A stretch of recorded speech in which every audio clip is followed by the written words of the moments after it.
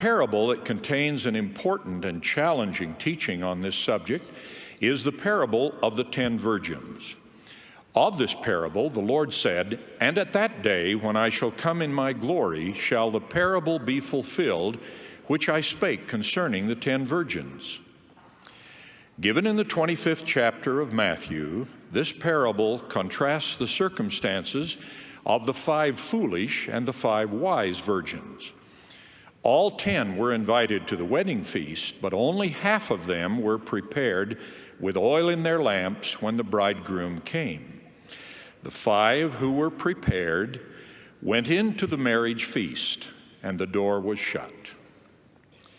The 5 who had delayed their preparations came late. The door had been closed, and the Lord denied them entrance, saying, "I know you not." "Watch, therefore," the Savior concluded, "for ye know neither the day nor the hour wherein the Son of Man cometh." The arithmetic of this parable is chilling. The 10 virgins obviously represent members of Christ's church, for all were invited to the wedding feast, and all knew what was required to be admitted when the bridegroom came, but only half were ready when he came.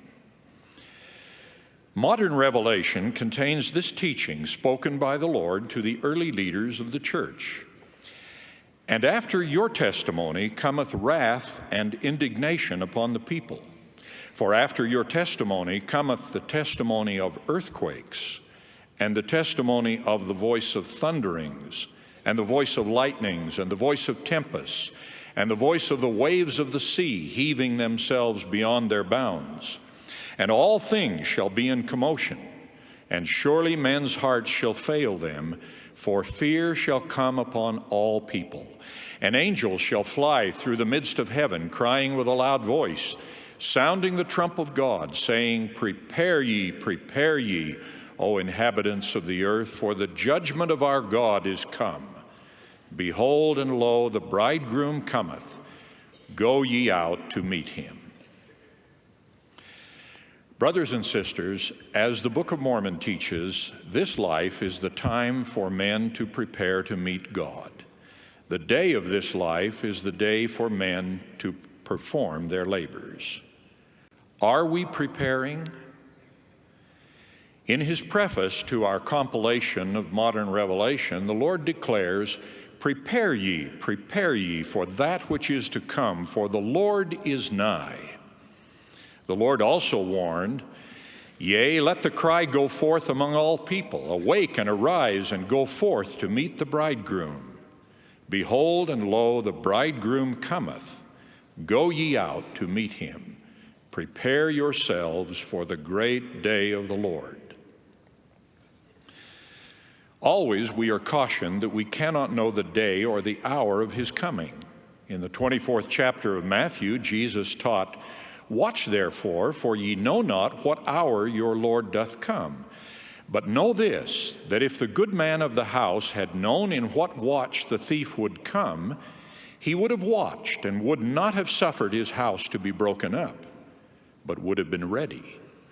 Therefore be ye also ready, for in such an hour as ye think not, the Son of Man cometh." What if the day of his coming was tomorrow? If we knew that we would meet the Lord tomorrow, through our premature death or through his unexpected coming, what would we do today? What confessions would we make? What practices would we discontinue? What accounts would we settle? What forgivenesses would we extend? What testimonies would we bear? If we would do those things then, why not now?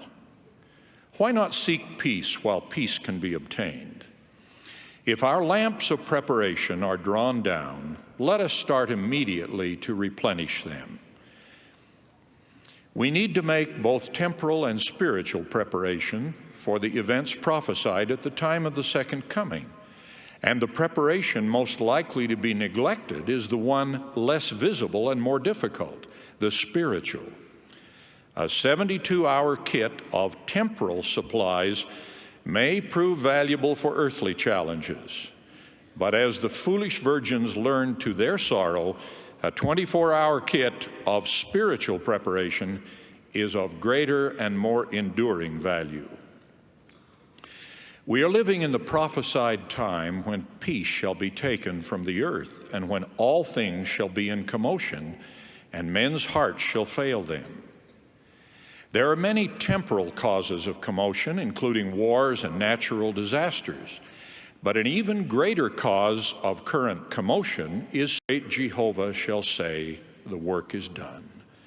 Wherefore the Savior tells us, be faithful, praying always, having your lamps trimmed and burning, and oil with you, that you may be ready at the coming of the bridegroom. For behold, verily, verily, I say unto you, that I come quickly.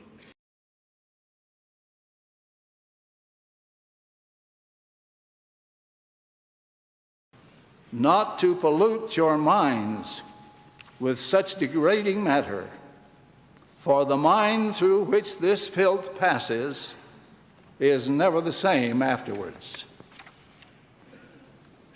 Don't see R-rated movies or vulgar videos or appreciate or participate in any entertainment that is immoral, suggestive, or pornographic.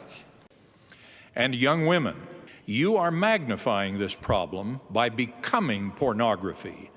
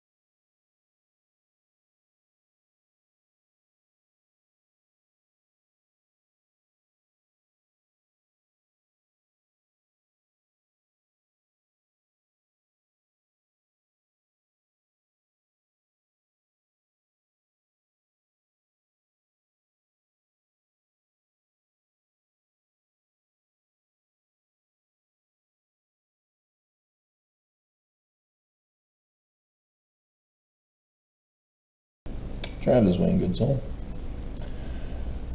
The scriptures all talk about likening the word unto a seed and judging the fruits that result from the word to know whether it's true or false. Matthew 7:15, in case you need a quick answer. Wherefore by their fruits ye shall know them. This specifically warning of how to not be deceived by a false prophet who says false predictions of the future.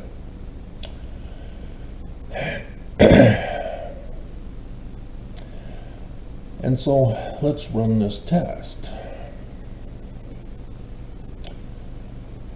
The Church of Jesus Christ of Latter-day Saints uses as their words, their precepts, on the subtitle of the Book of Mormon, that it's another testament of Jesus Christ. That therefore it is literal history. witnessing of the coming of Jesus Christ physically to the people of the Americas, who are real from the story. But there are actually Nephites and Lamanites and all those other ites that they saw Jesus for his second coming.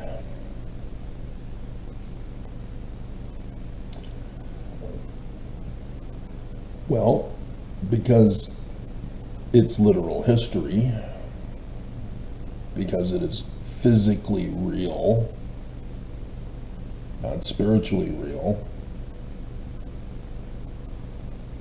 we therefore can use science to judge the seed producing the fruit. After all, that process is science anyway. Agronomy.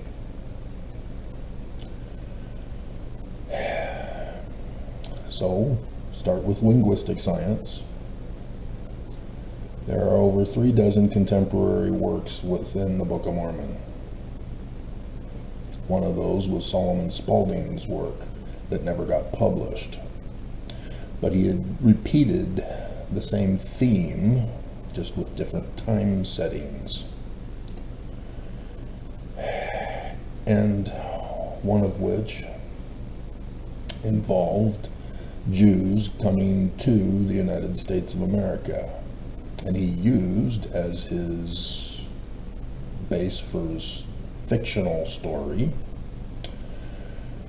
the ruins in western New York.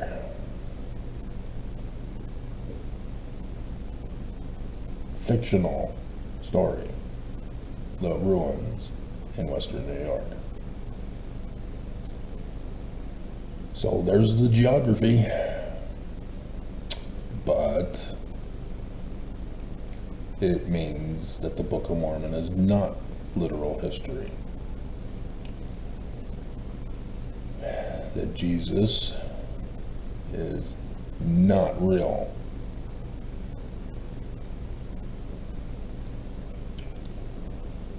You should have run the test on First Creed of Constantine. Joseph Smith in verse 19 of the first vision says that the first creed of Christianity, thus Jesus, is all wrong, abominable, and corrupt. All you had to do was run the test that all scriptures tell you to run. So then what are the scriptures? Well, it's the religion of the Jews, because the Jews wrote the various books that are now comprised of the Bible. The Book of Mormon itself says right at the very beginning, it's in the learning of the Jews. Joseph Smith is told that the Book of Mormon is about the Jewish Christ. In Joseph Smith's second vision, Joseph Smith says that the Jewish Christ is our Christ. We are not Christian. You should have run the test. Why didn't you run the test? There are false prophets out there trying to deceive you. They're Christians. So the Church of Jesus Christ of Latter-day Saints are led by false prophets, false seers, false revelators. They don't even claim translator. You assume they have it. They've never used the gift. They keep botching translation at the pulpit of conference. You got deceived. And so the parable of the 10 virgins warns you of this danger in the latter days, of being deceived by false prophets and not having oil in your lamps to go to Zion.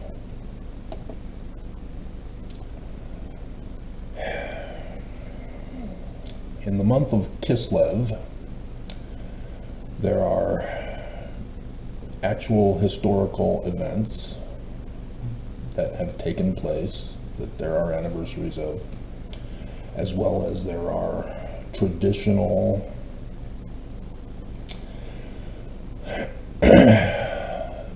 attributations for prophecies and revelations from scriptures. Remember, it's not literal history. On the 16th of December, which is the 15th of Kislev, is when the Greeks in 167 BCE destroyed the altar of the Jewish temple in Jerusalem. This is what's known as the abomination of desolation. Yeah, Christians say that this is Jesus coming from the clouds of glory and burning people. The Church of Jesus Christ of Latter-day Saints says it's going to be nuclear.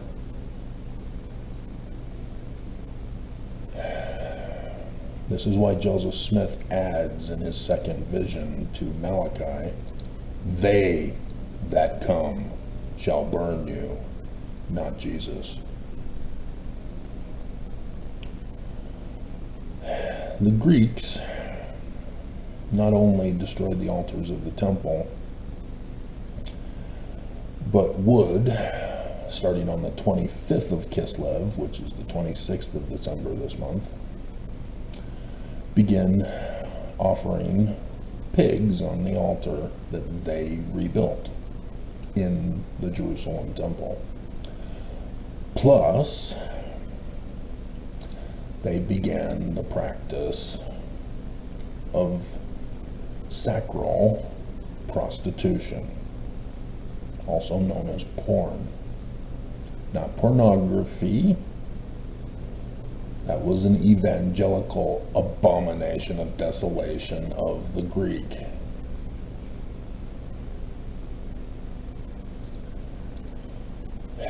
Porn is prostitute. Prostitute is before the temple, or before the statue. The temples,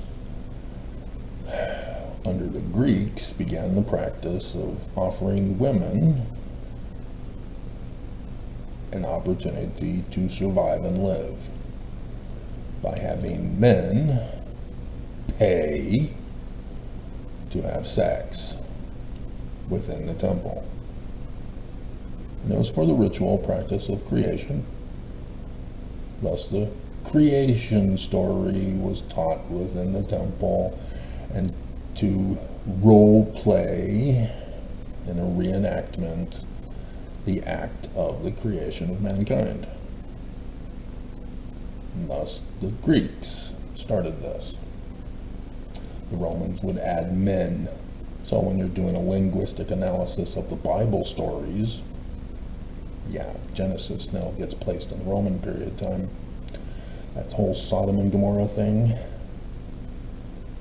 it's not homosexuality.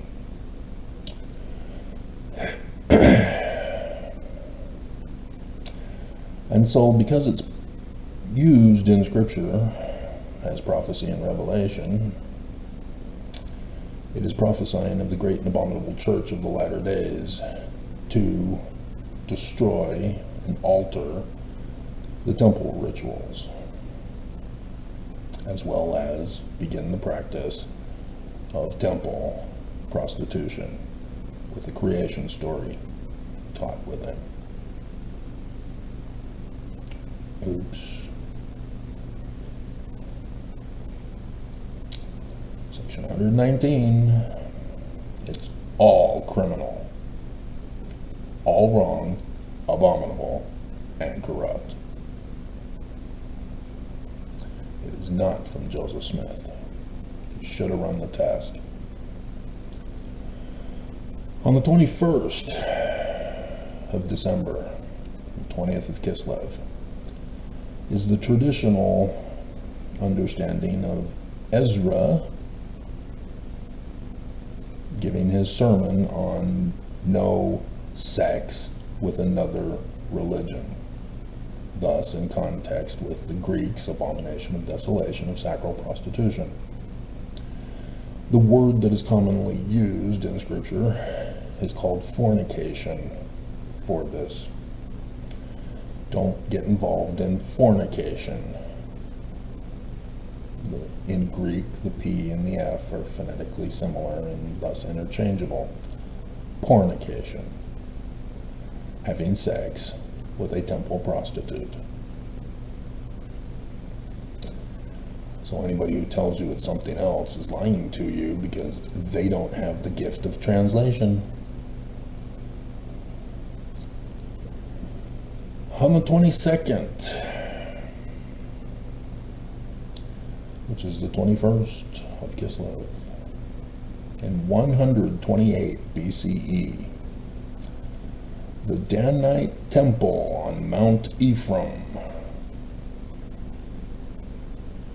Yeah, the Danite Temple on Mount Ephraim. We're going to the mountains of Ephraim to dwell. Not a coincidence with so many prophecies. Is destroyed by the Maccabees. They get their temple back, and they also would destroy the Danite Temple on Mount Ephraim. 164 BCE was the first of Hanukkah. This was the first celebration of it. The Maccabees take back the temple from the Greeks, and they begin to set in order the temple. Yeah, Doctrine and Covenants, section 85, verse 7, about the one mighty and strong. Not a coincidence. And so thus the altar was destroyed and rebuilt by the Jews, doing away with the practice of prostitution within the temple.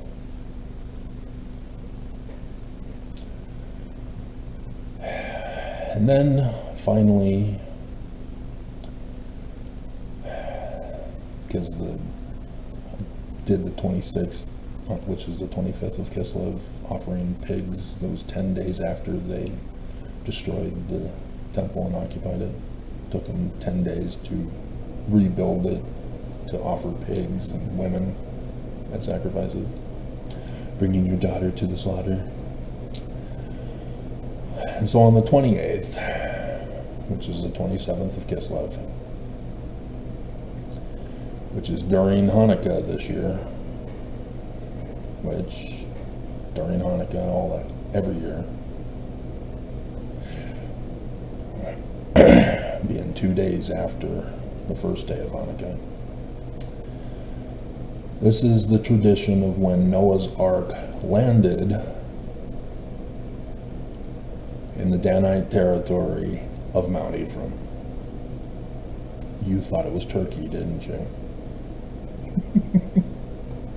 Those Samaritans are so tricky, which is interesting because the Samaritans were Assyrians, and Assyria had occupied the Turkey area where Christians say the ark landed. Oops. So, yeah. All of this that is tradition is prophecy and revelation of the latter days. All of it, which is literal history, was used by the Jews to write their prophecies and latter day revelations. Revelation is day and hour. Just look at the book of Revelation. Look at all the days and hours that are given in there for you using the science of astronomy, from which we derive our calendars and our clocks. Revelation chapter 12, for example. Yeah, That's also the starting of the Book of Mormon. 1 Nephi chapter 1, verses 8 through 10. That's where they got it from. Nephi's vision sees John the Revelator, who's going to talk about the latter days. Thus, the beginning of the latter days is right there at the beginning of the Book of Mormon, because it's written in the learning of the Jews, which is prophecy and revelation, not literal history. That date, in case you didn't know, because you're not watching my channel, 23rd September 2017. Yeah, we're in it. The latter days are finished. I've been telling you that the latter days are finished. My work is done. I've been telling you this over and over again. Go back and listen to the clip by Oaks again. My work is done. We are now in December. Let's get to the parable of the 10 virgins now.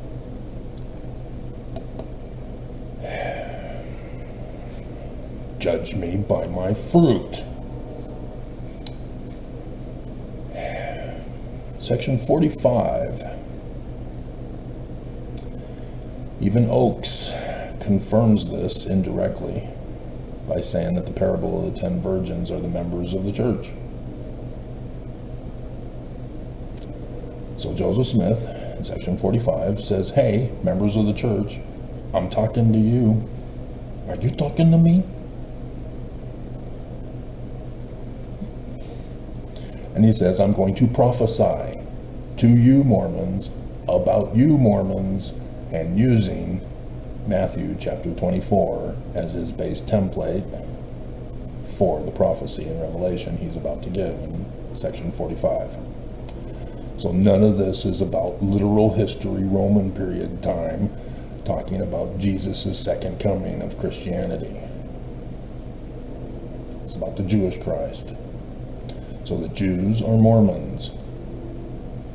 Jesus is the Jewish Christ.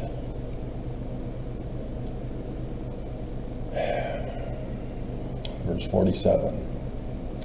Then shall the arm of the Lord fall upon the nations, and then shall the Lord set his foot upon this mount. It's a dualistic prophecy. How would I know that again? Did you run the test on me? June 6, 2022 was the first time. The second time, like I said, from the prophecies for the month of December, setting his foot on the Mount of Zion, 28th of December.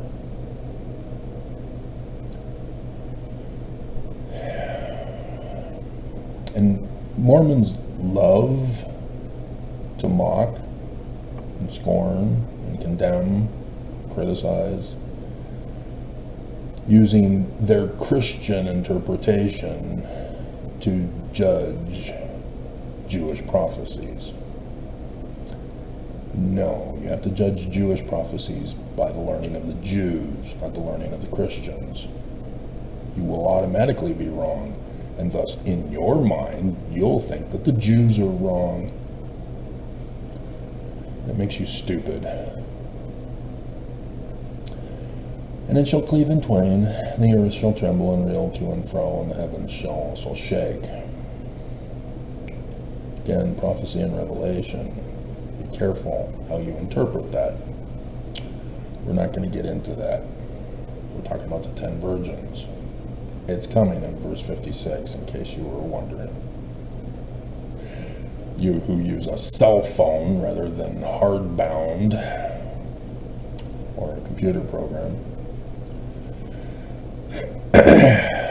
And the Lord shall utter his voice.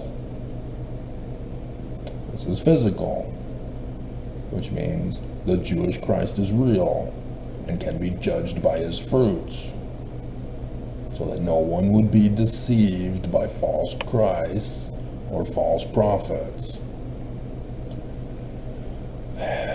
Right, Oaks? That same talk, he says that very same thing. And in another talk, he also says it. The talk on porn. Hilarious.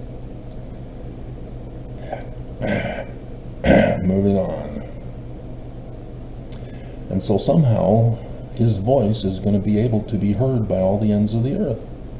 Well, if he comes in 2017, what are the means that we currently have available for him to speak to all the earth?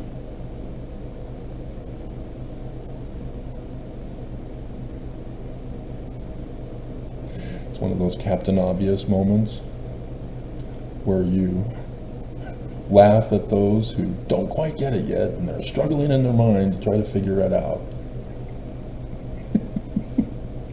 As you're listening to me on a YouTube channel that is heard all around the world. And all nations of the earth shall mourn, and they that have laughed shall see their folly. He's about to describe Mormons being these people who have laughed at him, and then shall see their folly. And calamity shall cover the Mormon who mocks, and the Mormon who scorns shall be consumed. They that shall burn as an oven, they that come shall burn them. That's not the abomination of desolation, but that's the Christian threat. And they who are Mormons that have watched for iniquity shall be hewn down and cast into that fire. They are not going to Zion. They are the foolish virgins. And if you saw the video yesterday, virgin is not virgin, it's chaste. There are those who have not committed porn. Prostitution. Yeah, all Mormons are guilty. So, in the context, which we'll get to, it's those Mormons who are set free from their bondage and prostitution, wanting no more of it, wanting Zion to be free, no longer in the bondage of the great and abominable church of Jesus. Then shall the Mormons look upon me. I didn't change it. Look it for yourself. Yeah, I changed Jews, didn't I? Not me. And say, what are these blisters in thy hands and in thy feet? On the 6th of June, 2022, on Mount Olympus. Then shall the Mormons know that I am the Lord, for I will say unto them, these wounds are the wounds with which I was wounded in the house of my friends. Check. Prophecy fulfilled. But we still have the 28th. I'm hoping I don't get blisters.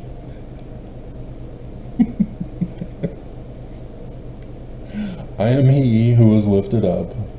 I am Jesus.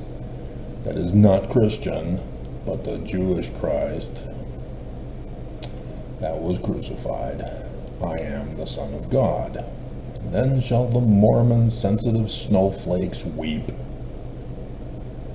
because of their iniquities. I have witnessed in horror as because of the day and the hour of this, going over repeatedly, Oaks calling little girls prostitutes,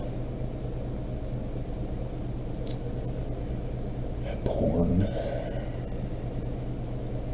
going over the scriptures about not to be guilty of prostitution that all Mormons are guilty of, and to have Mormons hate me.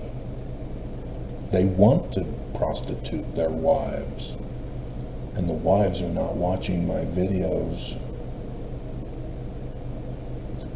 The women in this church are more offended with my content and stay away. Why is that? Why is it that the men of this church are offended because of the thumbnail pictures or the titles of my videos and don't bother to watch my videos and put a thumbs down and a hate comment and a death threat and a false testimonial of how Jesus is so true because they didn't bother to run the test? Why do you think spiritual witness feelings is going to establish the truth of the physical world?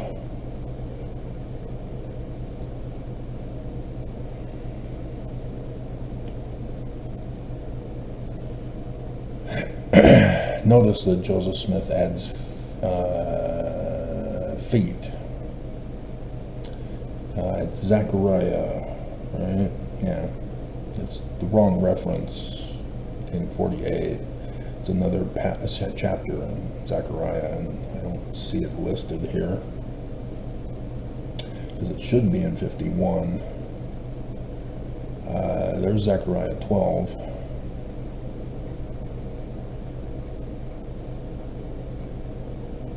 And no, they didn't do the right one.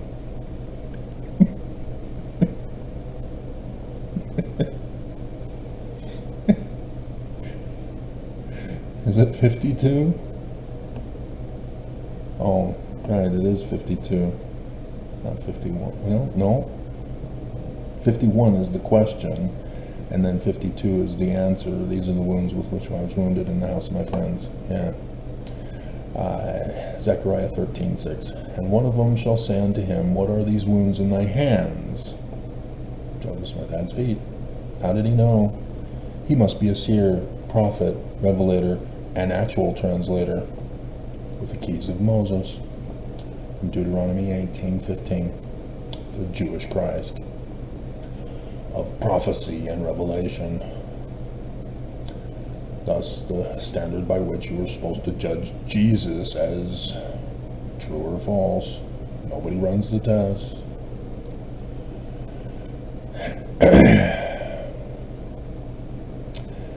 And so then shall the heathen nations be redeemed, and they that knew no law shall have part in the first resurrection.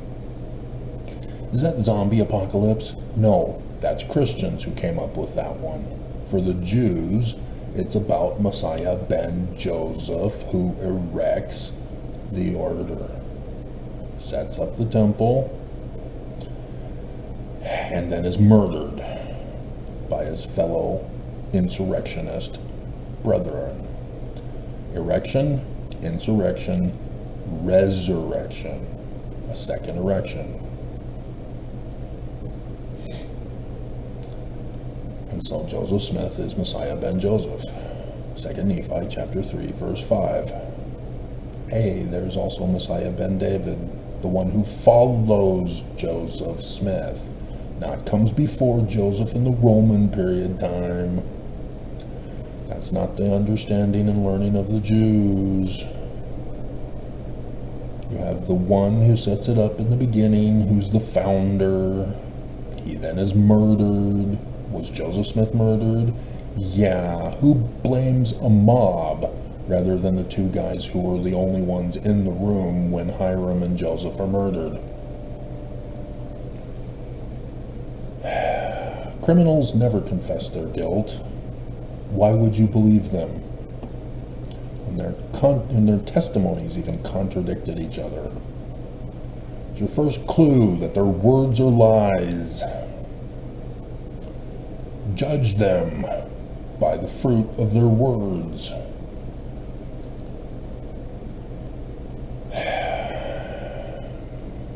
And so, Satan shall be bound. We'll see.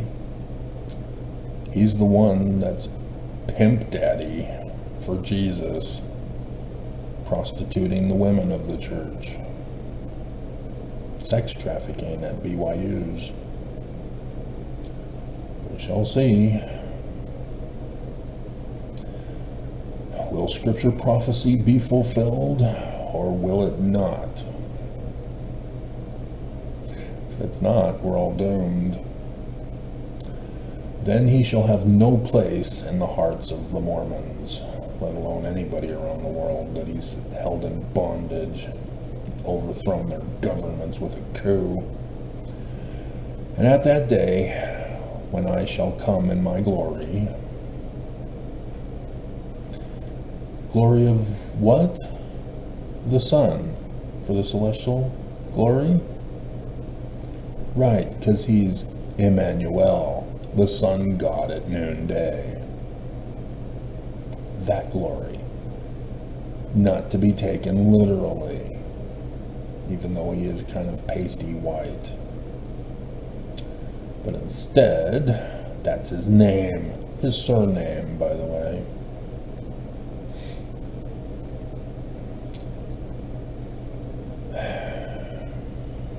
Shall the parable be fulfilled which I spake concerning the 10 virgins?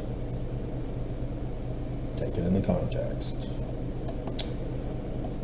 Crap, I was hoping to get the video at least recorded. Alright, so we'll read section 88, and then I'll have to stop the video, and when I return I'll continue with the parable of the 10 virgins in Matthew 25. So this was what Oakes was quoting in his video clip that I'll provide for you. We'll skip over the testimonies of earthquakes, and that was in Magna on the 18th, the day after my birthday, when Gabriel announced to Mormons, "I'm here, Mormons." And you didn't listen. You were looking beyond the mark for a bigger earthquake to happen. I knocked the horn out of Moroni. What more do you want?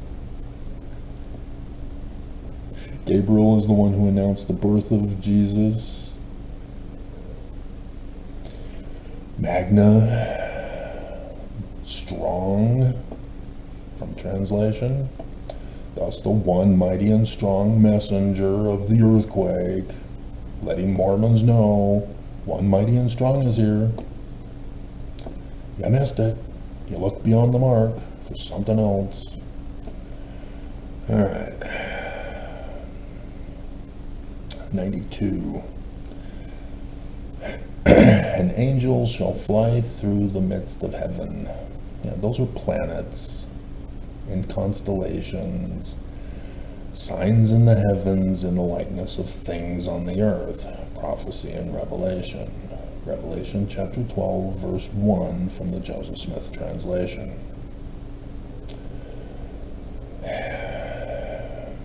Crying with a loud voice, sounding the trump of God. Prepare ye, O inhabitants of the earth, for the judgment of our God is come. Behold, and lo, the bridegroom cometh. Go ye out to meet him. Immediately there shall appear a great sign in heaven, and all people shall see it together.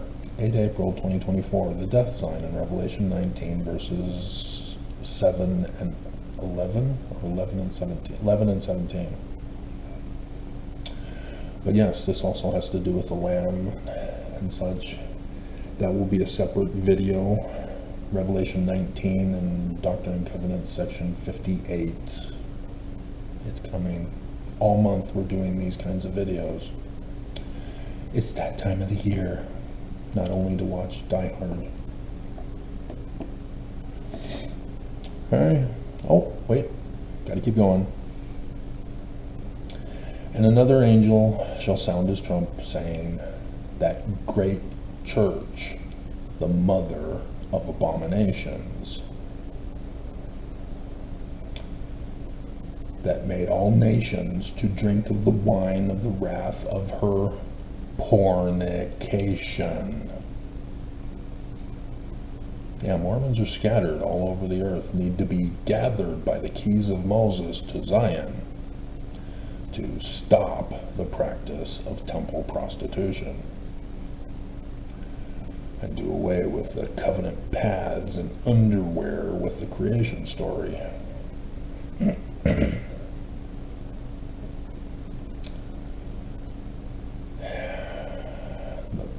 Persecuteth the saints of God. Kind of clear it's you, Mormons, isn't it?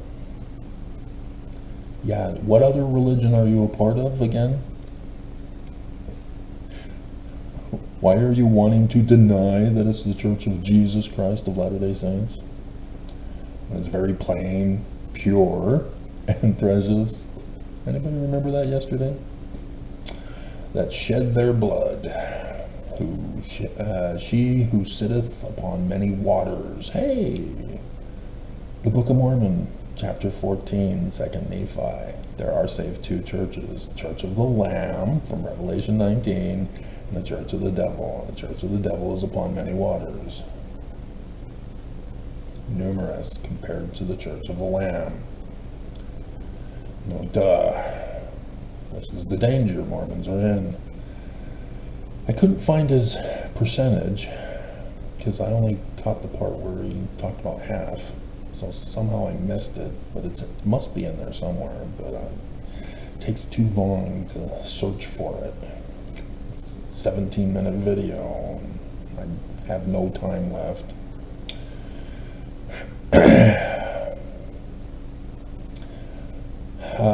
Immediately after there shall, we skipped fornication, I to see, she is the tares of the earth. Seed, liken the seed unto the word unto the seed. Yeah, the sower of tares, from Matthew 25 as well, is, and I did that video. Did you watch it? Do you not believe? Is that why you're staying away? Or is it just YouTube who's preventing you from seeing my videos? As you've never seen any of my videos before and decided, hey, I want to watch this guy on a regular basis? No? What's going to happen to you for not listening to your Christ? Joseph Smith tells you in verse 40 of the second vision, don't go to Acts because it's not cut off. And so Mormons, who are the foolish virgins, shall be bound in bundles. Her bands are made strong. No man can loose them. Therefore she is ready to be burned. You're not going to Zion, are you? You still want to believe the church is true after it falls. Okay, so we'll come back and finish it up.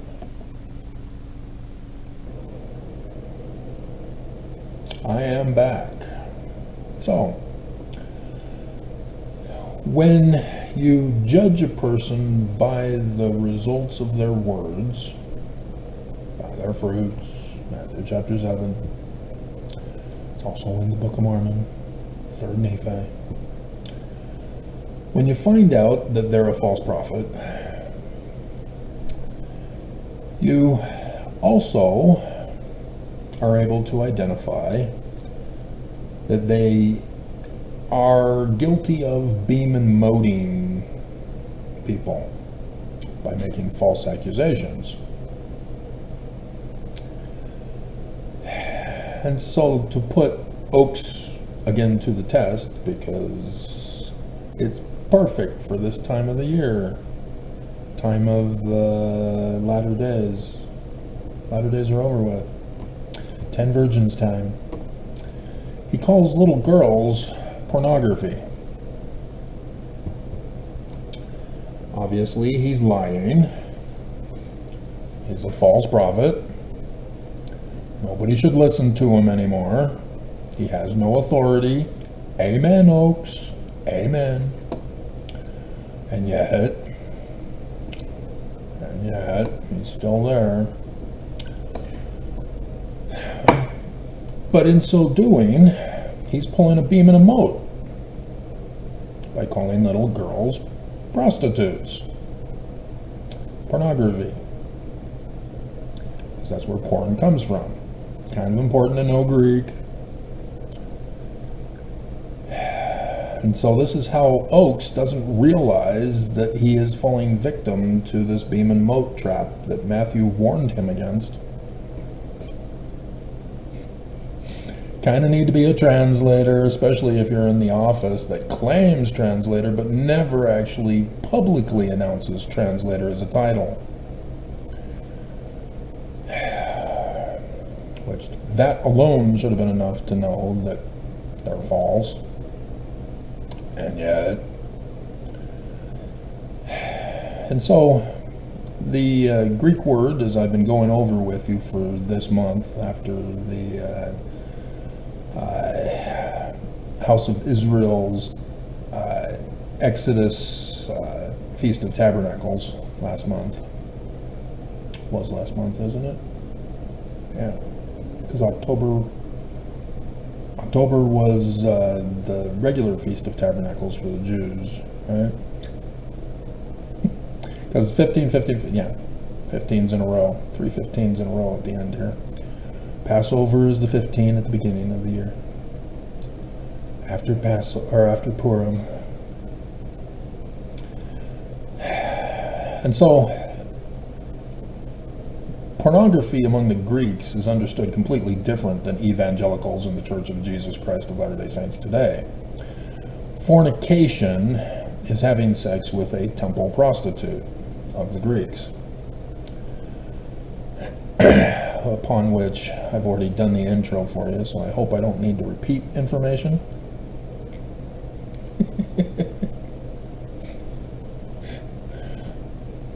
Is the abomination of desolation.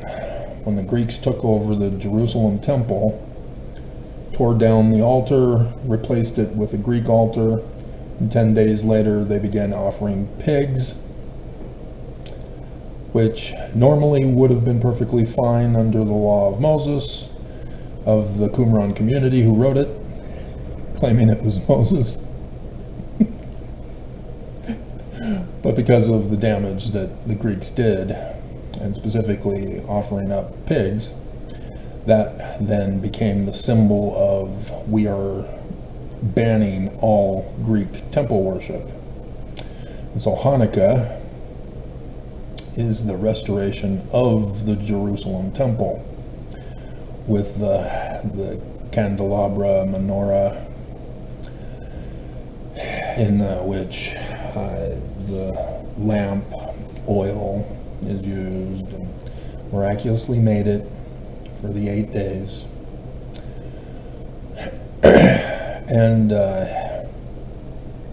also the Greeks polluted the Jerusalem temple with their creation of providing women with a living, because women, since Babylon especially, were not allowed rights.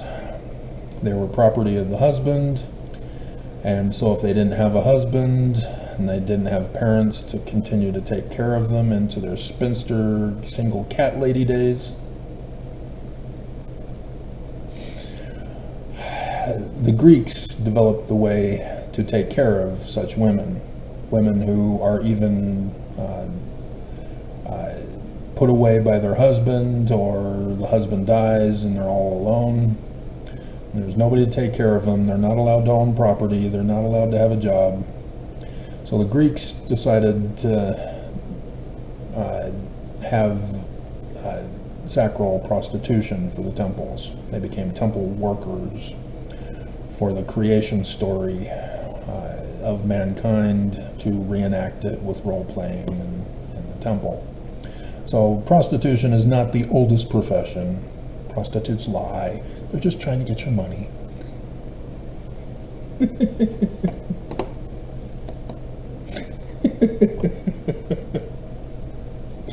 And so the Jews of the Qumran community and others in the area of the Therapeutae were writing prophecies and revelations of the future Christ to come in the latter days, which the latter days are over with now. Now we know they're all true because they've all happened. We've put them to the test, and they produced fruits far beyond what I even knew. And so we can trust the Jews with the Jewish interpretation of the Jewish scriptures by Jewish authors about the Jewish Christ. Whereas Christian Jesus failed. Got to put him to the test. Can't just have spiritual witness feelings and claim that everything is literal history.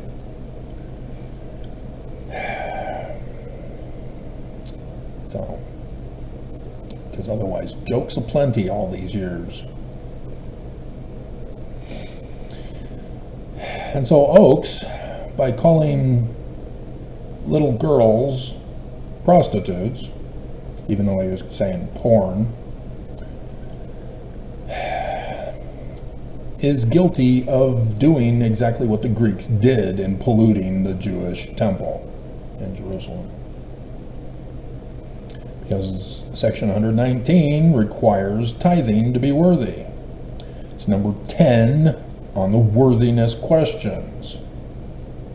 You cannot go to the temple, and thus you cannot have sex. You can't have touchy-touchy. You can't have feely-feely. You can't have thinky-thinky. Because the church twists the scriptures so severely to sexually abuse all Mormon kind. And so the only allowance that the church gives you is to pay up to be worthy to go to the temple and be sealed to a woman.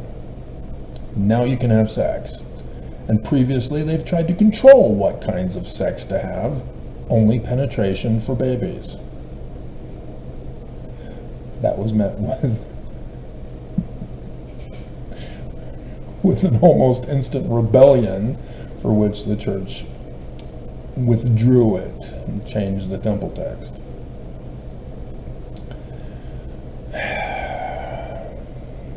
But they're going to bring it back if they win the latter-day battle. All right, beam and mote. Very obvious. The Church of Jesus Christ of Latter-day Saints is prostituting the women. That's why they want you barefoot, pregnant, and in the kitchen. They don't want you to get an education. They don't want you to get a career. They don't want you to go on missions. They want you as prostitutes for the sole purpose of creating more slaves and more prostitutes to continue to profit off of you. That was the Articles of Incorporation in 1923, November 26th, by Heber J. Grant. The corporation, not the Church of Jesus Christ of Latter-day Saints. They lied. And so thus, I hope this is able to shed some light on how brilliant these prophets were who wrote our scriptures. To know that Brigham Young would pull that stunt on Joseph Smith after murdering him and stealing his church and the Book of Mormon and calling it all Christian.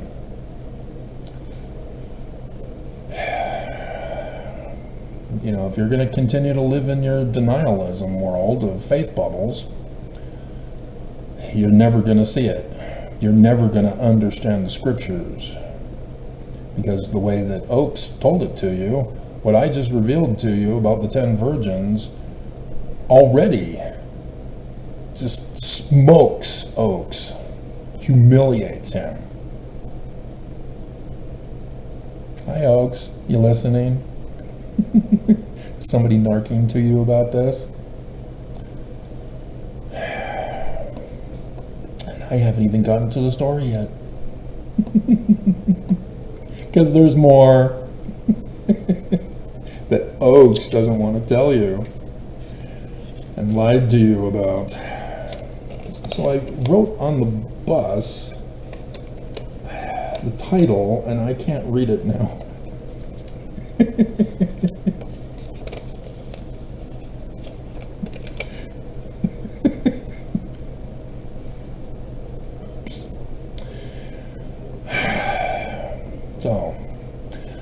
understand that the book of Matthew was written on a papyrus scroll and is one continuous text without chapters and verses. It may have had lines, we'd have to check. I doubt it was Bustafarian, that was more of the ancient Greek. It's cow, the plowing of a cow, and so thus they wrote like they were plowing cow. Word unto a seed. Brilliant. But nonetheless, you do need to catch on to the verse or chapter 24 and 25 are all part of the same sermon.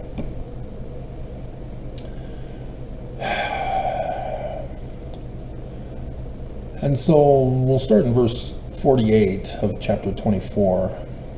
But and if that evil servant shall say in his heart, my Lord delayeth his coming. You missed the latter days. Guess what? He came. He was here. Jesus never showed. Jesus still hasn't shown. Nelson said, in a coming day. Where is he, Nelson? I mean, he's got a body of flesh and bone as tangible as man, so he's under the physical realm, and so we can use physical science to run the test. Where is he? Can't use spiritual witness. That's what Christians use. So Christians believe Trump is King Cyrus for Christians.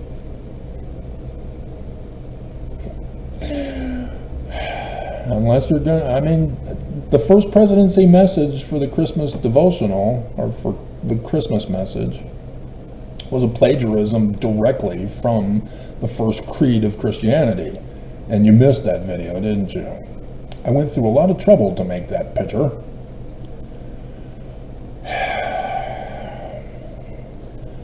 And I just, all wrong, abominable, and corrupt.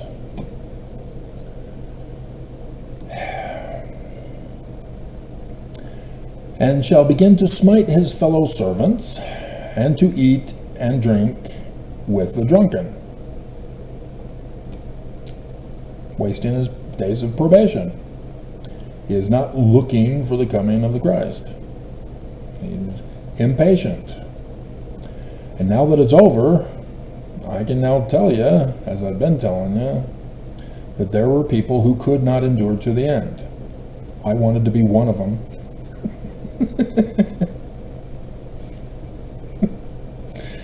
But the wife I had, she couldn't endure into the first year. She had given up before the first day of darkness on the 21st of August, 2017. She was my shield and a protection to me against the power of the destroyer until I have finished my work on the earth. And she bailed before it began.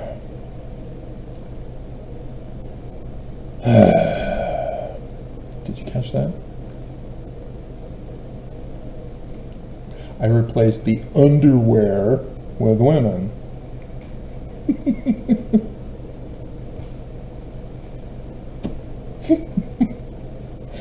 So it's supposed to be.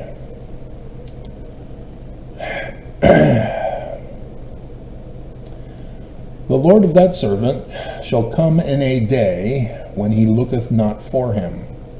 This is the evil servant. Oh, God.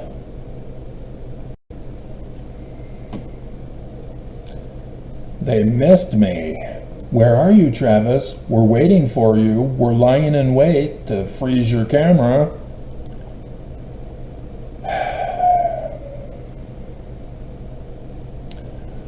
The Lord of that servant shall come in a day when that servant looketh not for him. That servant is an evil servant who believes that the time is past, and so he's not looking for him, and he's out getting drunk, wasting his life away. And in an hour that the wicked servant is not aware of. And so thus the Christian who put in no man knows the day or the hour. No, that's the correct one. Evil people will not know, because evil people are not studying the scriptures to look for the prophecies, to look for the signs in the heavens, which are science-based, so that you can run the test and know the day and the hour of the revelations. And shall cut him asunder and appoint his portion with the hypocrites. There shall be weeping and gnashing of teeth, which is sarcasm. No, this isn't fair. I don't want these consequences. I should be able to not have them and do whatever I want. No. Okay? So in this context, then shall the kingdom of heaven be likened unto 10 Parthenons. Gotta know the Greek, because it's really cool. Okay, so these are the foolish virgins, those who are wicked, who are not searching the scriptures, who are not looking for the signs in the heavens, who are not testing for the results of the word, to know that Revelation chapter 12, verses 1, 2, and 5, Joseph Smith translation moves it to verse 3, is the 23rd of September 2017, the coming of the Christ. The whole clouds in the glory thing, that's the end of the latter days in Revelation 19, verses 11 and 17.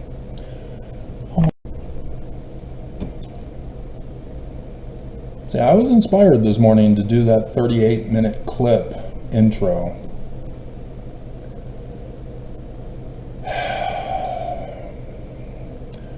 So, virgin is Parthenon in Greek. And so, yes, a single word translation, which is inaccurate and incomplete, is maiden, virgin, girl. But you missed the whole point of why I'm pointing out porn, prostitution, the abomination of desolation of the temple, with prostitution, paying for sex. Kind of important not to leave out. And so the Parthenon was specifically the temple of the goddess Athena. And she was the Greek goddess of wisdom, warfare,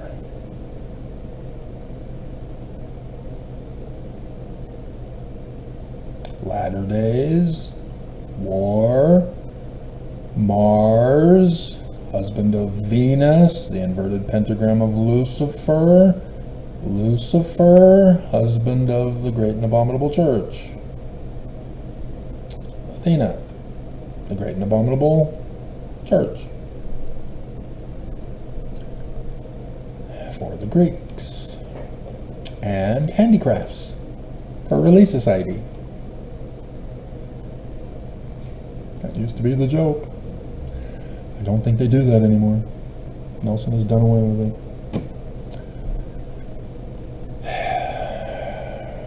And so, her symbols, pay attention, are the owl, olive trees, Doesn't Jacob have anything about olive trees? Snakes. In-a-gada-da-vida, baby. Don't you know that you drive me crazy? Yep. Athena is the girl. Da da da da da da da da da. And so this is what it's referring to. So Oakes is correct. The 10 virgins are Mormons in the latter days. He just doesn't want to explain that he's the great and abominable church prophet.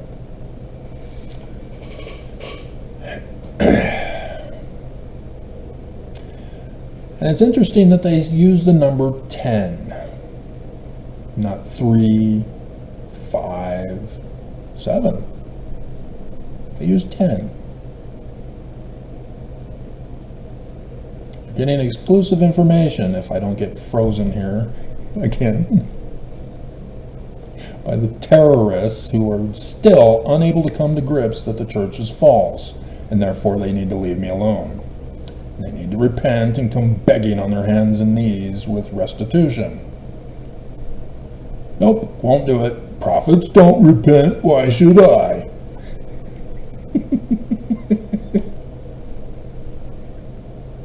Well, because you're kind of in danger. You're not taking it seriously. You're like that evil servant getting drunk. You're not studying your scriptures. You're not looking for the signs of the coming. And it's too late now. He's come. They've come. It's happened. It's over. You missed it.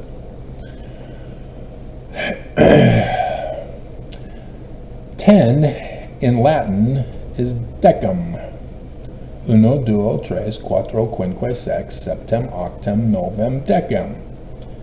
It's used as the 10th month in that short-lived calendar during the Roman period time. The same amount of time that this was written in. And again, remember, what is December all about? The abomination of desolation. No sex with prostitutes. Setting in order the temple.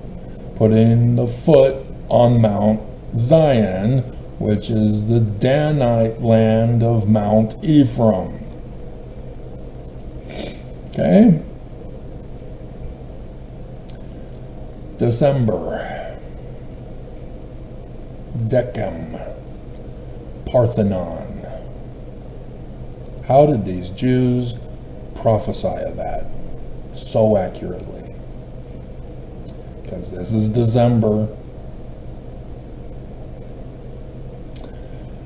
And so the lamps, yeah, Hanukkah, setting in order the temple. That's what they're waiting for. Zion, the temple of Zion.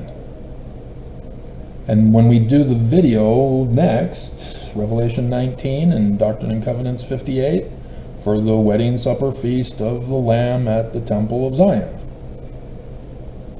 That's what all this is leading up to. This is the Exodus part. And so Mormons who do not search for their Christ, who do not know the signs in the heavens for his coming, and they've all happened. You were all a witness. Even if you didn't even watch my videos about it, you still knew they happened. But because of Christian blindness, you missed it. You didn't understand it when it happened. All the world saw it together. All the world had the opportunity to know that the prophecies of the Jews are fulfilled, that the Christ is here. Physically, you can judge him by his fruits. And you didn't. And thus, evil or foolish.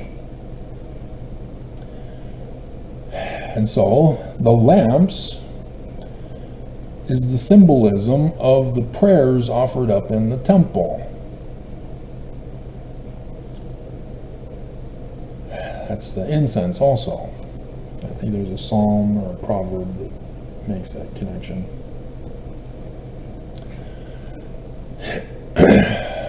And it's olive oil. 10 virgins, olive oil, temple prostitutes, waiting to set in order the temple, to stop the prostitution, to stop the bondage, to stop the abuse, to get to Zion, to be free.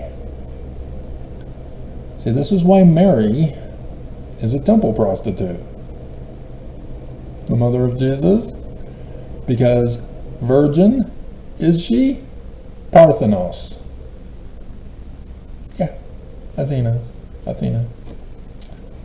Same thing. That's why the Gnostics wrote about her being given to the temple as a girl. There's a reason. Kind of helps to know Greek. Don't use the excuse, it's all Greek to me. It's all Greek to me too, but I understand it.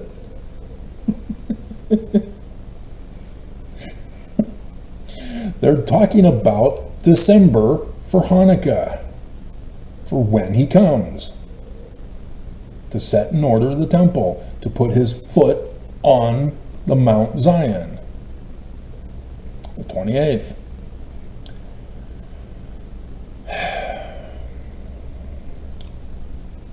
Still have not seen a sprout yet. However, locally, 2 things have at least done the token initial resolving. It has to be repeated.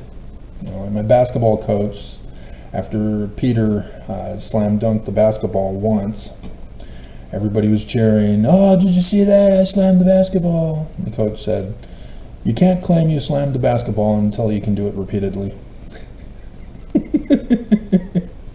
He's right.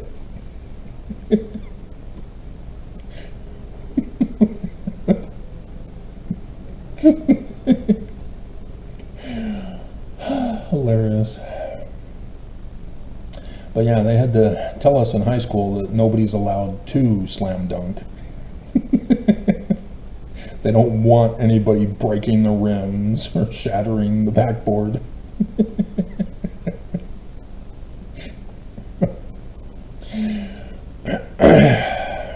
Okay?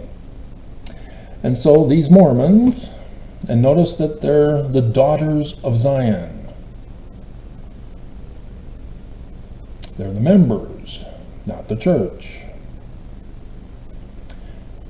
And it's daughters, not the men. Now, yes, Brigham Young tried to frame Joseph to say that 10 virgins is for polygamy. That's the prostitution. Again, beam and mote. Purposely twisting the scriptures to profit off of you, hold you in bondage.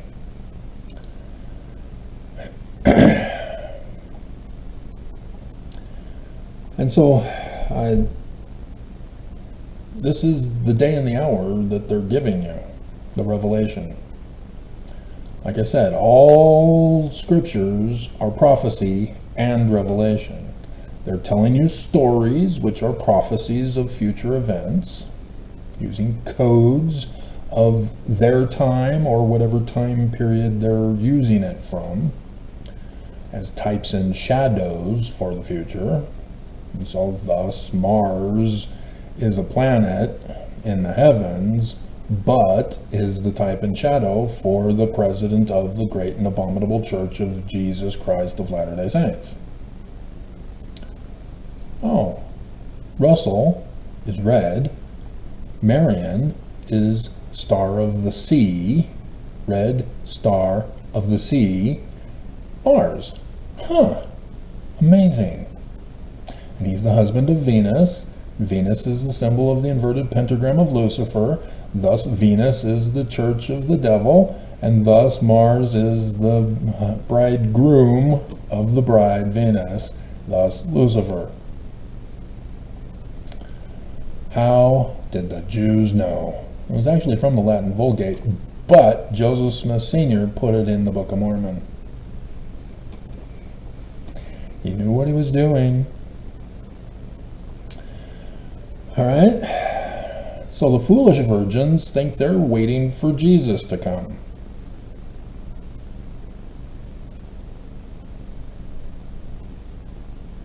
False Christ.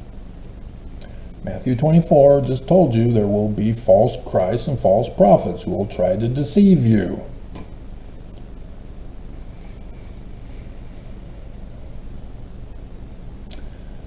And so, yeah, it's sad that women are less likely to watch my channel, according to the stats. The majority of the people who watch my channel dominate as male in every single age category. There have only been brief periods of time, like 28 days, in which women dominated over men. And that could be because they're all 70s who have to do book reports for Nelson.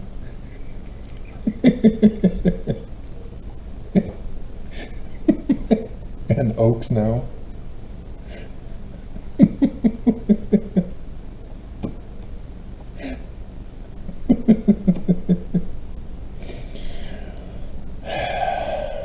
But the wise ones are the ones, wise, wisdom, Athena. You see what they're doing here?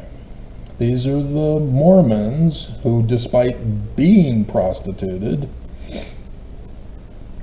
are looking for the Jewish Christ. There are, save two churches, Christianity, Judaism. And for the church that Joseph Smith founded, yeah, only two, Brigham Young's and ours. And if they're another branch off, yeah, they're also wrong. There are only two.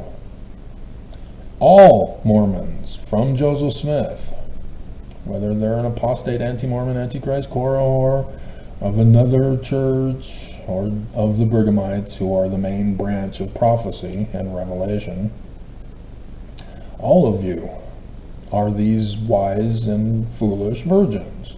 You're all supposed to listen to the Book of Mormon, listen to Joseph Smith, look for the prophecies to be fulfilled and the days and hours of when they are to be fulfilled. And this is it right there. December. After the latter days is over. The total solar eclipse was technically the end, but it went to the end of the year. And so the end of the year is over with. We're now in the new year for the Jewish calendar. And so then we had the October surprise that I went over with you.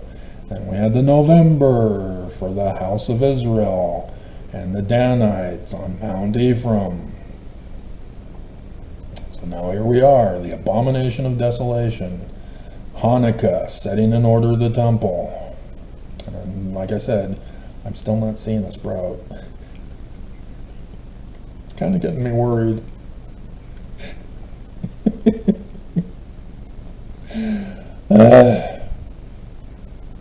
But yeah, 11 days away is when the first event takes place. I hope it's gonna. I don't want to. I've been hoping all this year that it wouldn't be this long. It's gonna go into next year, I bet.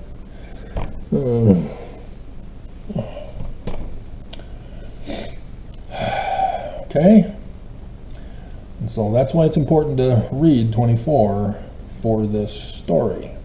So that you understand the foolish are the ones who are evil. They don't believe They're not studying their scriptures. They're not looking for the Christ. They're looking for the wrong Christ. They're worshiping idol gods.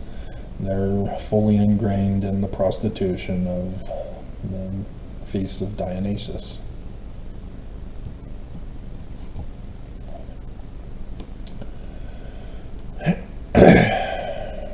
Getting drunk with orgy sex, just like Aaron and the golden cow, because gold is just too heavy, Travis. It's the golden plates. No, it's gold.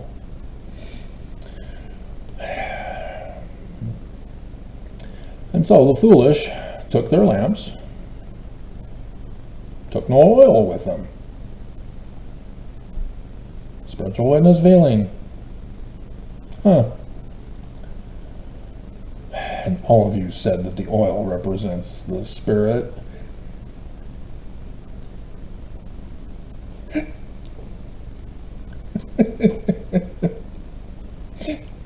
No.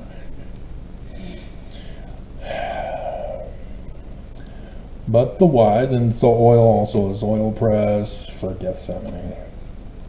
So it's also part of this.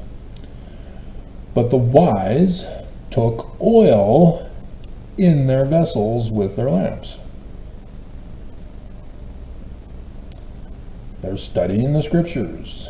They're learning line upon line, precept upon precept, gaining intelligence, learning, getting light, knowledge, and truth through the scientific process, planting the seed, producing the fruit, testing the word by the results.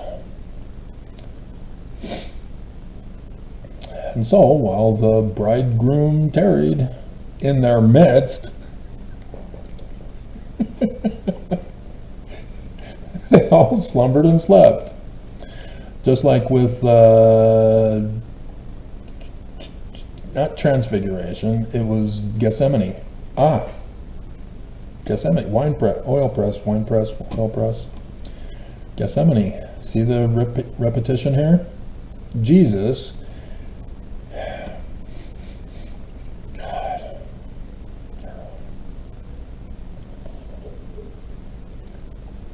so I hear the person coughing. Unbelievable. So I can only assume that they live upstairs or out in the car.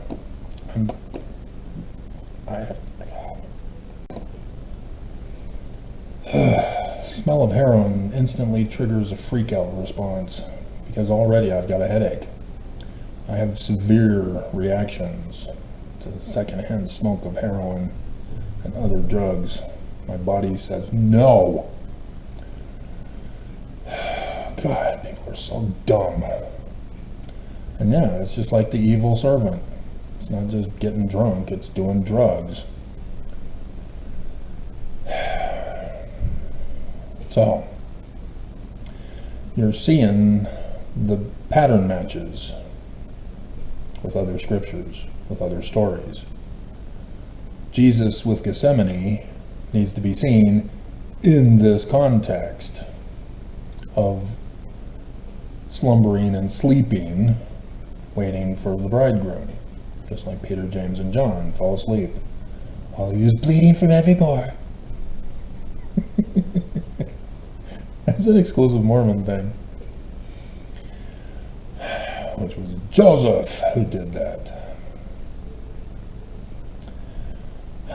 And so, yeah, that it's Hebrew word for blood is dam, and so Adam with the first letter is the Son of Man. Adam of blood, not a spiritual witness feeling. And so at midnight, as a thief in the night, Trump won in the middle of the night as a thief in the night. And so you see the pattern there. The government has happened. We're waiting for the religion to happen, as a thief in the night. Trump was fulfilled exactly as prophesied as the government. Theocracy was what the ancients had. They were both government and religious leaders. And so at midnight the cry was made, "Behold, the bridegroom cometh. Go ye out to meet him." That's the call out to go to Zion. Okay? We have to wait for the first two. The fall and the transfer of authority needs to take place. It's already happened for government, even though officially January 20th is for the transfer. But there was that ceremony at the White House where Biden handed over the keys and said, "Yeah, you can take over now. I don't care."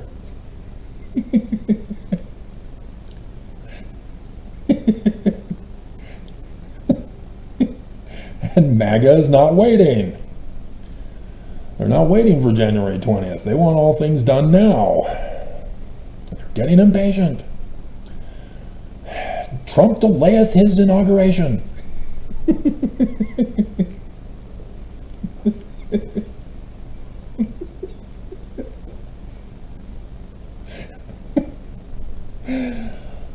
Okay, because then I've boxed it up.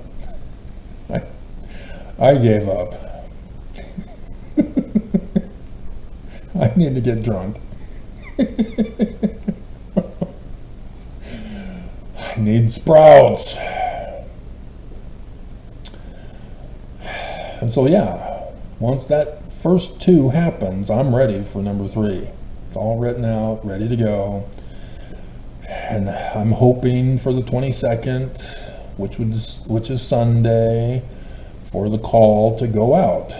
"Behold, the bridegroom cometh. Go to Zion to meet him." Only those who want to. Mormons who are foolish are going to say, that's not Jesus. No, this can't be true. The church fell. There's no hope. My faith bubble is bursted. I'm going and get drunk, because that's what all apostates do, and so since the church isn't true, I'm going to go get drunk and have an orgy fest and get AIDS and die.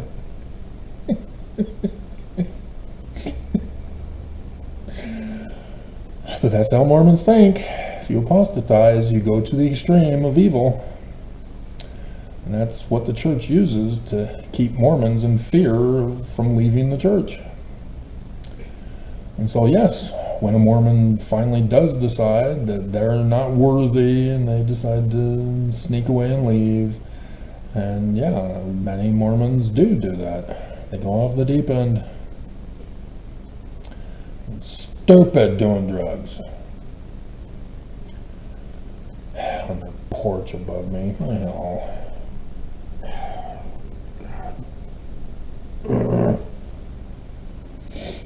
And the windows are only cracked. And still, well.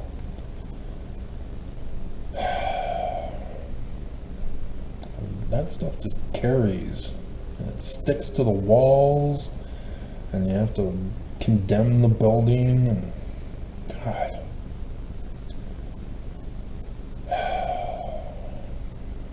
They're not supposed to be doing drugs on the premises. It's an automatic, you're out. And they know that.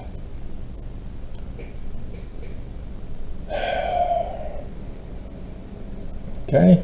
So despite my having trouble thinking now, I'm being made stupid with drugs.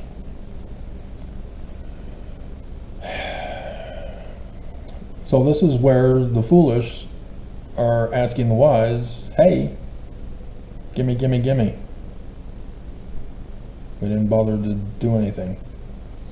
And so in this particular context, you're going to talk with your bishops if you want to go. You're not going to be forced to go. Nobody's going to make you. There's going to be a whole lot of people that are blacklisted. So if you think you're going to try to sneak in, you got to go through me. And so yeah, there will be many who won't go. And so I've seen this over the years. People have wanted to steal my scriptures. Russia wanted to steal my Paleo-Hebrew research. Just ask. I could tell you what your alphabet letters are. Oh my God. The one that is an X with a line down the middle, yeah, that's the Cairo from Constantine. Come on, guys, it's easy. You don't need to steal my Paleo-Hebrew research. All you had to do was ask, and you can't do it, can you? You send out your women as prostitutes to try to lure people in, to get them compromised, rather than just asking. Always has to be an issue. Drama, drama, drama. Leave your women alone. Set them free. Okay.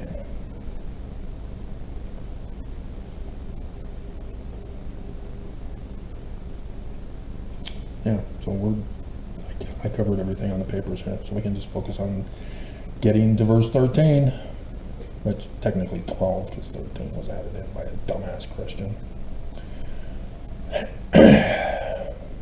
Okay, so this is what's planned.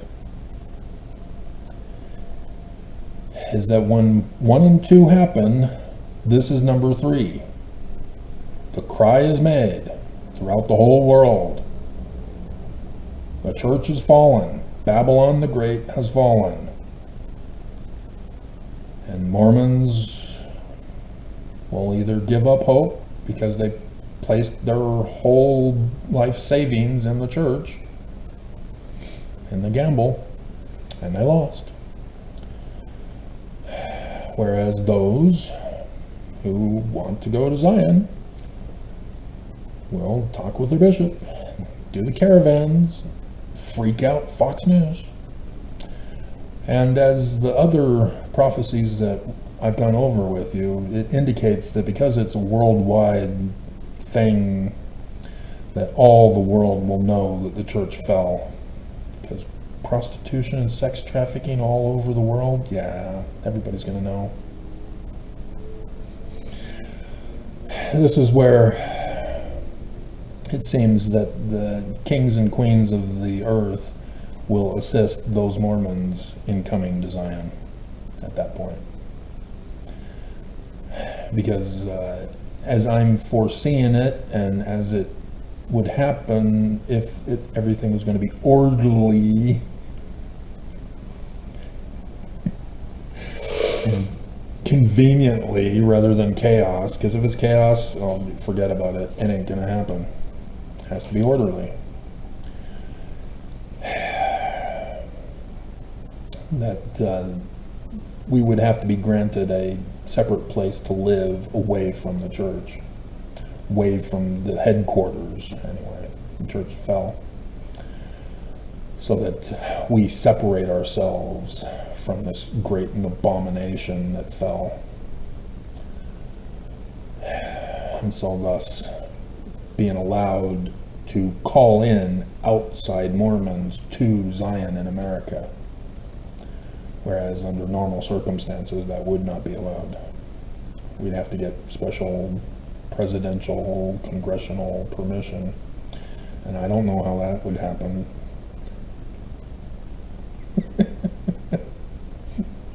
Other than everybody feels sorry for us.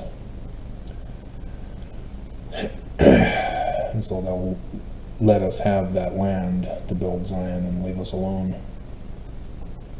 And that's why they would think that we are terrible and not come to war against us and only war against others. And so, the wise had done the work, they'd done the study. They know who he is, they're following him, they're among the 12 apostles, they're going around telling other people. They're getting in trouble too. People are trying to murder them too. They're getting divorced too.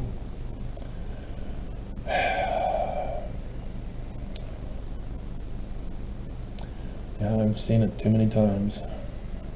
Not only are people not enduring to the end, but people get attacked and they can't hang on anymore. They fall away because the winds were too strong. You gotta understand, I've been doing this since 2017. This is long for me. I am literally worn out, not just from all the anaerobic exercising today, lifting weights beyond my abilities. Arms are jelly now. Okay, so the foolish, let's see, foolish said unto the wise, give us of your oil, hand it over, stick them up.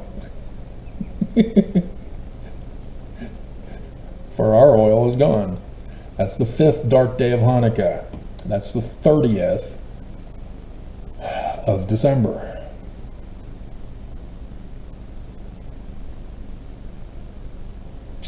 That's also back in 2017, December 17th. That was the 5th dark day of Hanukkah. That was the fulfillment of that revelation. This year, Joseph Smith translation combines verse 3 and 4 together as 4 to move verse 5 to verse 3, rather than making 3 verse 4 and 4 verse 5. And so here we are in the last year, and sure enough, 3 and 4 this year are together. Hanukkah and the quadrantid meteor showers, the stars falling from the tail of Draco the dragon. Joseph Smith knows what he's talking about. Kind of need to trust him. Mormons don't.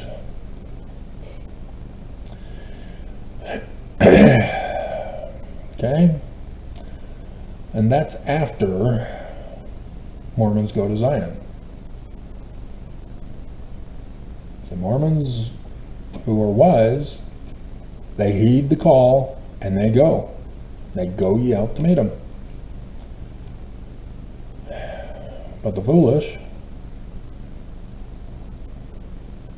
they stay behind.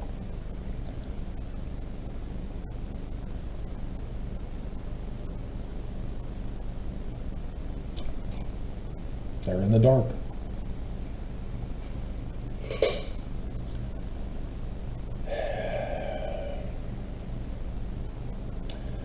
And so I'm hoping that it won't be chaos, because this is kind of what it's saying, if you're going to take it physically, literally. That people need to sell all that they have to go to Zion individually. We don't want that. That's chaos.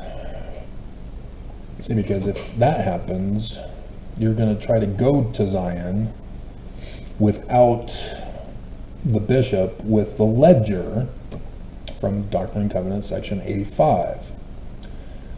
The book of the law for your inheritance in Zion. The bishops are the ones who are going to find out who wants to go to Zion, and he will make a list and check it twice. He's going to find out who's naughty or nice and send it to me. So that when you get to Zion, we check the ledger. Go, aha, got it, you're in. And so these who say, we don't recognize this as being it, they stay behind. They have a job, a life, money. Trump isn't in office yet.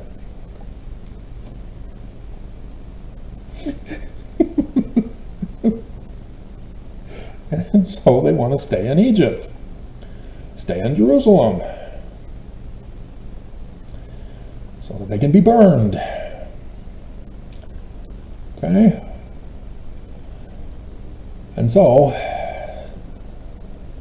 if Mormons have wasted their days of probation and are not prepared to go, that they're deep in debt to loan sharks, and they fell prey to the church's psycho ward, and 100 teenage treatment centers. Oh my hell! Set the children free. You know, I can't help such people. You're in bondage to the government, not just the church. And so people who are in a nursing home, unless the owner of the nursing home is a Mormon and wants to come to Zion, I can't help people. But that's for the bishops to decide. But nobody's coming who's going to say Jesus.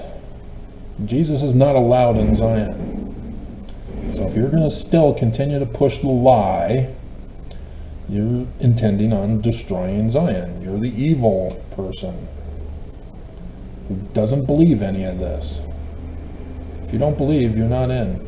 You're out. You don't want to be there. You're only coming to destroy it and ruin it for everybody else. So you're out.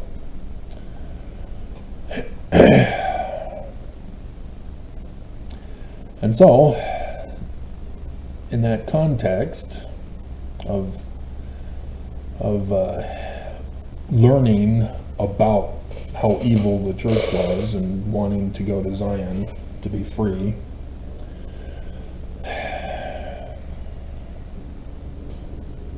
there are those Mormons who will finally realize after their faith bubbles are dashed with the fall of the church that they want to go to Zion because they think it's the Christian Mormon Zion, or Jesus is. Nope. Because they're going to come on their own. They won't be on the list. And they'll have to go into the other line for an interrogation interview that they were supposed to have had before leaving. So yeah, I'll still grant you the opportunity. If you're the woman at the well, sure. The virgin at the well. She is not a virgin. She's had 8 husbands. Why is everybody having fun with me? Why?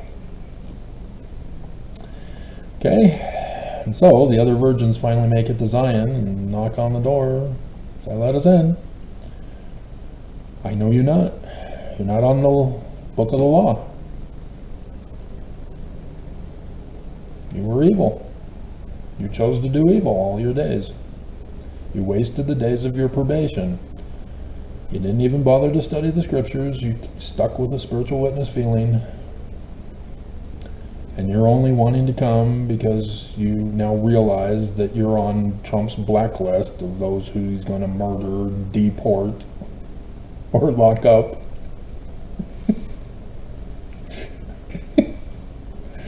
Sorry, you have no interest in coming to Zion. No freeloaders in Zion. Only those who are not able. Children, elderly, disabled. Pregnant women too. But pregnant women can do a lot of stuff as pregnant. But you don't have to. But I'm sure you'll want to.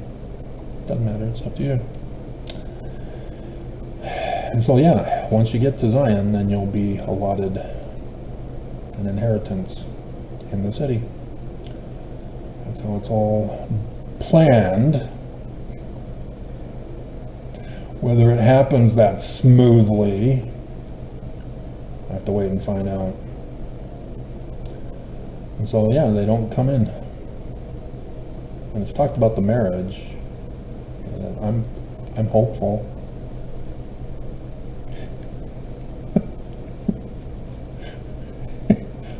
Are you single? No? Oh. Are you single? Oh, I'm ugly? Oh, okay. I'm old? Oh.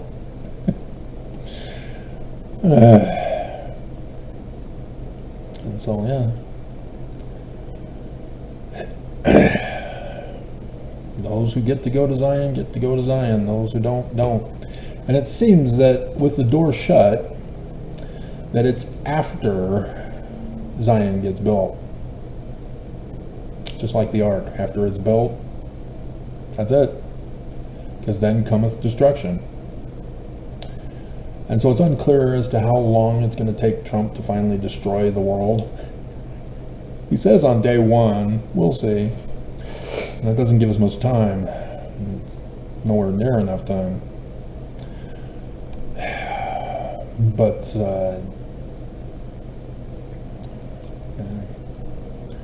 sad day in the neighborhood. But yeah, the 28th, that's when Noah's Ark landed on Mount Zion. Those who stay behind get destroyed. And so I don't see it happening where we get to go with the church's money. They're not going to give it up if they don't fall. They have to fall. And with the fall, there has to be some kind of a transition over to me so that we can put out the call. Just notice the patterns, though. I know you not. You gotta get it your name in the book of the law. So yeah, if you're an ex-foe, you can come. You are a part of the house of Israel. You just chose to leave because you recognized the church was evil. And so yeah, if you want to come to Zion, great.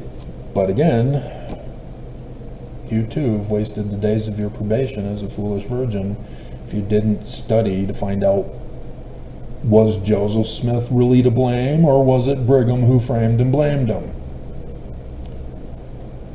And running the test on the Book of Mormon and Joseph Smith as Jewish, not Christian. And I'm just not seeing the ex-foes, never-knows, who are interested. But even never-knows, if they see the coming doom on Trump's blacklist, and they see that Mormons are going to Zion, and they say, hey, is there any way I can come? Sure. Get in that line, we'll interview you. James and Jasmine, yeah, they had a free pass. They've already been interviewed by me, but now they're gone. It's been 6 months. What happened to you guys? Are you okay? I'm scared for you.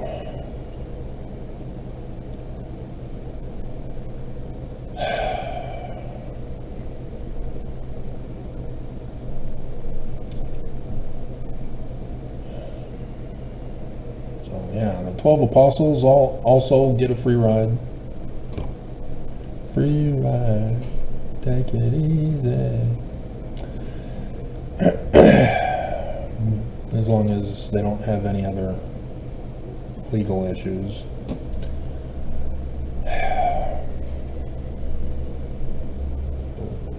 Again, because yeah, with the call out, I'm going to need a group to come with me to set things up for everybody else.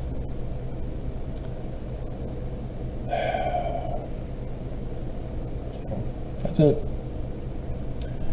10 virgins with the extra stuff that you will never hear from anybody else because nobody's the authority. Just me. Just me.